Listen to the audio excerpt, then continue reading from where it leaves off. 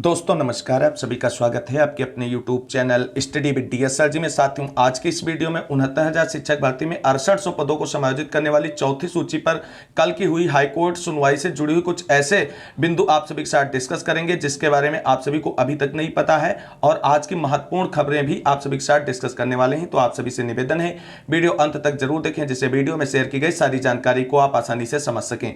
तो वीडियो में आगे बढ़ने से पहले छोटी सी रिक्वेस्ट है कि प्लीज वीडियो को लाइक कर दीजिए, दोस्तों में शेयर कर दीजिए, और जितने भाई बहन चैनल पर पहली बार विजिट कर रहे हैं उनसे निवेदन है कि प्लीज चैनल को सब्सक्राइब करके बेल आइकन जरूर दबाएं। तो आइए साथियों शुरू करते हैं आज का वीडियो, और सबसे पहले देख लेते हैं जूनियर एडेड शिक्षक भर्ती से जुड़ी हुई महत्वपूर्ण अपडेट के बारे में। साथियों, मंगलवार को शिक्षा निदेशालय में अपर निदेशक बेसिक शिक्षा कार्यालय से बाहर प्रदर्शन करते प्रतियोगी छात्र एडेड जूनियर शिक्षक भर्ती में पद बढ़ाने को लेकर के कल मंगलवार को शिक्षा निदेशालय पर प्रतियोगी छात्र छात्राओं के द्वारा प्रदर्शन किया गया, और जल्द ही आप सभी लोगों को एक विस्तृत और बड़ा आंदोलन लखनऊ में भी देखने को मिल सकता है। इन सभी न्यूज को विस्तृत रूप से पढ़ने के लिए डिस्क्रिप्शन में दिए गए टेलीग्राम चैनल पर जाकर के वहां से डाउनलोड करके इसको पढ़ सकते हैं। आगे है क्या खबर, प्रवक्ता भर्ती के लिए पीजी में 50% अंक होना अनिवार्य कर दिया गया है। 29 अगस्त को अहर्ता के संबंध में बोर्ड मुख्यालय में हुई बैठक में यह फैसला लिया गया है। वर्तमान में 828 राजकीय इंटर कॉलेज प्रदेश भर में संचालित है, यानी पीजी यानी केवल एमए में 50% आपके अंक होने चाहिए, तभी आप प्रवक्ता भर्ती परीक्षा के लिए एलिजिबल होंगे। यह नई अहर्ता बोर्ड के द्वारा निर्धारित कर दी गई, इससे पहले ऐसा कोई प्रावधान नहीं था। अब बात कर लेते हैं, यूपी में बीएड बेरोजगार अभ्यर्थियों के लिए एक अच्छी खबर निकल करके आ रही है। लगातार अभ्यर्थियों के द्वारा मांग की जा रही है एलटी भर्ती परीक्षा के लिए। तो आप देख सकते हैं एलटी प्रवक्ता के 12,135 पदों पर शीघ्र भर्ती होने जा रही। प्रदेश में प्रतियोगी परीक्षा को तैयारी कर रहे लाखों छात्रों के लिए खुशखबरी है कि राजकीय हाई स्कूल और राजकीय इंटर कॉलेजों में रिक्त 12,135 पदों पर नियुक्ति के लिए शीघ्र ऑनलाइन आवेदन लिया जाएगा। शिक्षा निदेशालय प्रयागराज से रिक्त पदों का अध्याचन उत्तर प्रदेश लोक सेवा आयोग प्रयागराज के लिए भेजा जा चुका है। इसमें प्रशिक्षित स्नातक अध्यापक एलटी के 7,006 एवं प्रवक्ता के 5,129 पद रिक्त हैं। एडी माध्यमिक के गुप्ता का कहना है कि रिक्त पदों का विवरण अध्याचन लोक सेवा आयोग को भेजा जा चुका है। ऐसे में पूरी संभावना कि आयोग शीघ्र रिक्त पदों पर ऑनलाइन आवेदन लेकर भर्ती प्रक्रिया शुरू करेगा। अब ईडब्ल्यूएस को लेकर के बड़ी अपडेट है। आर्थिक आधार पर आरक्षण संविधान के खिलाफ है, इसको लेकर के सुप्रीम कोर्ट में कार्रवाई शुरू हो चुकी है और 5 जजों की खंडपीठ के तहत इसकी सुनवाई की जा रही है। 103वें संविधान संशोधन के जरिए दिया गया था ईडब्ल्यूएस को आरक्षण। 10% कोटे के प्रावधान को शीर्ष अदालत में दी गई है चुनौती। इसको लेकर के जल्द ही आप सभी लोगों को एक बड़ा अपडेट देखने को मिलेगा, इसके लिए आप सभी लोग चैनल से जुड़े रहें। अब बात करते हैं, आप सभी लोग जानते हैं 69,000 शिक्षक भर्ती में आंसर की प्रकरण को लेकर के बड़ी अपडेट निकल करके आ रही है। 10,881/2022 अभिषेक श्रीवास्तव आंसर की प्रकरण 1 में 1 अंक सुप्रीम कोर्ट में जो इंस्ट्रक्शंस सार दिए गए हैं सरकार की तरफ से। प्रथम फेज में 31,277 पदों का, द्वितीय फेज में 37,339 पद है, और थर्ड फेज में 1,133 एसटी की सीट एससी को कन्वर्ट के बाद भर्ती 17 मई 2021 को क्लोज्ड विद का जिक्र किया गया है। यानी जो इंस्ट्रक्शंस लगाए गए हैं सरकार की तरफ से सुप्रीम कोर्ट में आंसर की, वो ये इस प्रकार से लगाए गए हैं। 6800 लिस्ट पिछड़ा वर्ग आदेश पर जारी किया गया, लेकिन कोर्ट में उसका मुकदमा चलने के कारण आंसर की प्रकरण को तब तक पेंडिंग रखा जाए जब तक 6800 पर कोर्ट प्रकरण समाप्त ना हो जाए। 3270 अभ्यर्थी लगभग सिंगल बेंच डबल बेंच के ऐसे अभ्यर्थी हैं जो 1 अंक से परिभाषा अंक पर राहत पा रहे हैं। नोट 16 सितंबर की सुनवाई पर कोर्ट में के आय निर्णय से 6800 समेत आंसर की प्रकरण की सारी समस्याओं का समाधान हो जाएगा। यानी आंसर के मामले में सुप्रीम कोर्ट को फाइनल सुनवाई होने वाली है। 16 सितंबर को सरकार ने अपने इंस्ट्रक्शंस सबमिट कर दी हैं सुप्रीम कोर्ट में। आज सरकार द्वारा दिए गए इंस्ट्रक्शन में थर्ड काउंसलिंग 6,696 पदों का जिक्र नहीं किया गया। इससे विभाग बड़ी गेम खेलने की तैयारी में लग रहा है। अब बात कर लेते हैं 6800 से संबंधित जो कल हाईकोर्ट में 2 सुनवाइयां हुई हैं, उसको लेकर के क्या है बड़ी अपडेट। साथियों, उससे पहले जो संयुक्त लीगल टीम के सदस्य विजय भाई और अमरेंद्र भाई, उनके द्वारा जो कल पारदर्शिता बरती गई वो काफी काबिले तारीफ है। जैसा कि पिछले दिनों में जो चंदा आया था उसका टीम ने एक हिसाब दे दिया, जो धन शेष है वह अगली डेट के लिए पर्याप्त नहीं है। 13 से 14 लाख रुपए की आवश्यकता है। सभी साथियों से अनुरोध है कि अपनी अपनी नियुक्ति के लिए टीम का सहयोग करें, जिससे आप जल्द से जल्द विद्यालय पहुंच सके। साथियों, ये चैनल आपका अपना YouTube channel study with DSR ji आप सभी को कभी भी आर्थिक सहयोग के लिए फोर्स नहीं करता। आप सभी लोग अपनी इच्छा अनुसार आर्थिक सहयोग करना चाहें तो करें, अगर नहीं करना चाहते तो ना करें। आपको इस चैनल के माध्यम से कभी भी यह प्रमोट नहीं किया जाएगा कि आप आर्थिक सहयोग अवश्य करें ही। आप देख सकते हैं 6800 मामले में कल दोनों जगह सुनवाई हुई, लखनऊ हाई कोर्ट में और इलाहाबाद हाई कोर्ट में। लखनऊ हाई कोर्ट में आपका 378 नंबर पे केस लगा था।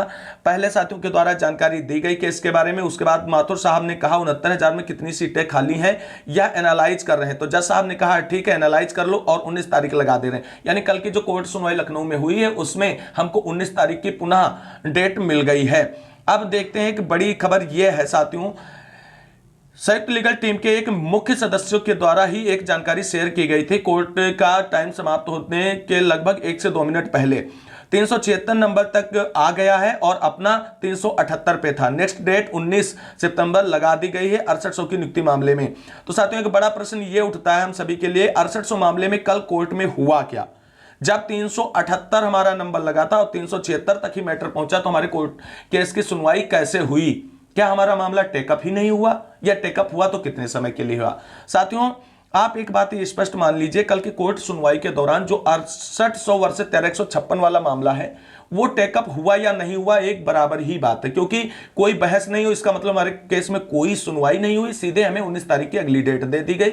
सरकार की तरफ से माथुर साहब ने कहना भी चाहा कि जो 6800 की नियुक्ति के लिए कोई डायरेक्शन दे दीजिए, हालांकि जज साहब ने कहा कि ऐसे डायरेक्शन नहीं दिया जा सकता है। आप पहले ये बताइए जो 69,000 शिक्षक भर्ती में थर्ड काउंसलिंग हुई उसमें ऐसे कितने आरक्षित वर्ग के अभ्यर्थी हैं जिन्होंने अभी तक ज्वाइनिंग नहीं ली है? उन पदों का ब्यौरा आप कोर्ट में सबमिट करिए।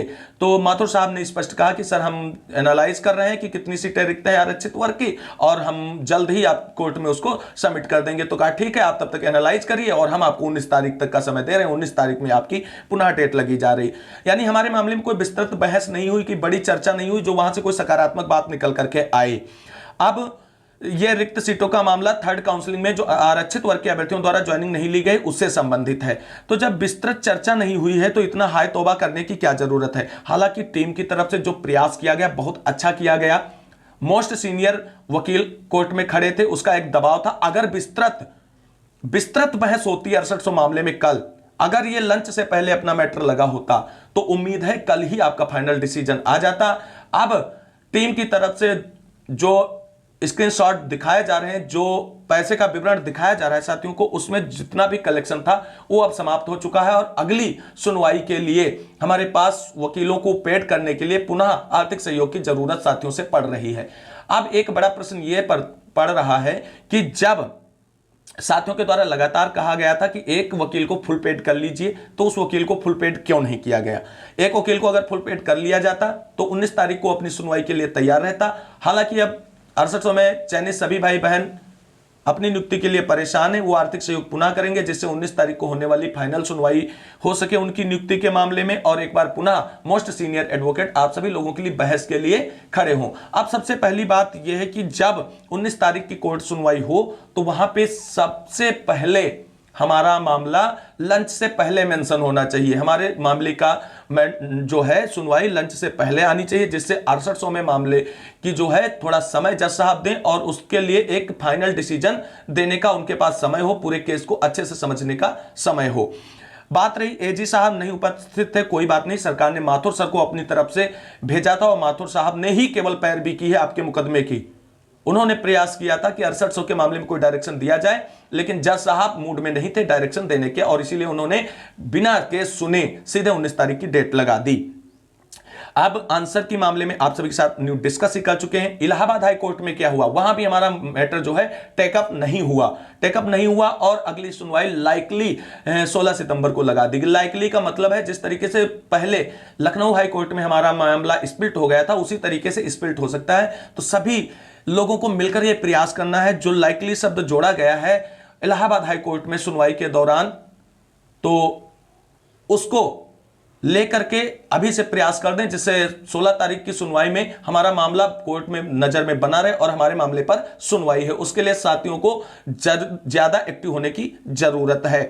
अब बात करें 6800 वर्ष 1356 मामले में देरी क्यों हो रही? साथियों कल इसलिए भी इस पर विस्तृत चर्चा नहीं हुई और इसके मामले में देरी इसलिए भी हो रही क्योंकि लगभग 100 याचिकाएं 6800 वर्ष 1356 मामले में कनेक्टेड याचिकाएं हैं। यानी एक बंच है पूरा याचिकाओं का 6800 के विरुद्ध में और 6800 की नियुक्ति प्रक्रिया रोकने के लिए इसमें सारे मैटर आ जाते हैं। तो 96 लगभग याचिकाएं हैं, यानी वो 100 ही समझिए आप सभी लोग। ये बंच ऑफ जो अपील्स हैं, इसलिए इस मामले में सुनवाई भी नहीं हो पा रही और इस मामले के पूर्ण निस्तारण के लिए एक कोर्ट को विस्तृत समय चाहिए। तो हमें अब अगली तारीख के लिए प्रयास ये करना है कि हमारा मामला लंच से पहले सुना जाए और जज साहब इस पर अधिक समय दें और तभी हमारे मामले का निस्तारण हो सकता है, क्योंकि 100 से अधिक याचिकाएं जब इसमें कनेक्टेड है तो सभी याचिकाओं का निस्तारण होने के बाद ही आप सभी लोगों को कोई डायरेक्शन मिल सकता है 6800 नियुक्त मामले में। अब देखना यह होगा कि इलाहाबाद हाई कोर्ट में 16 तारीख की सुनवाई से क्या अपडेट निकलता है और 19 तारीख लखनऊ हाई कोर्ट में 6800 चयनितों के लिए क्या डायरेक्शन निकल करके आता है। क्या उस दिन भी अगली डेट मिलती है या फाइनल डायरेक्शन माननीय राजन राय सर के द्वारा आप सभी लोगों के लिए निर्देशित करके आप सभी लोगों की नियुक्ति प्रक्रिया के लिए आगे का आदेश निर्गत किया जाता है। देखना होगा, इंतजार करना होगा और आप सभी लोग सहयोग करते रहें, संगठित रहें और प्रयास करना ना छोड़ें, क्योंकि 19 तारीख एक अहम दिन हो सकता है। उस दिन आप सभी लोगों के मुद्दे को काफी समय मिलने वाला है।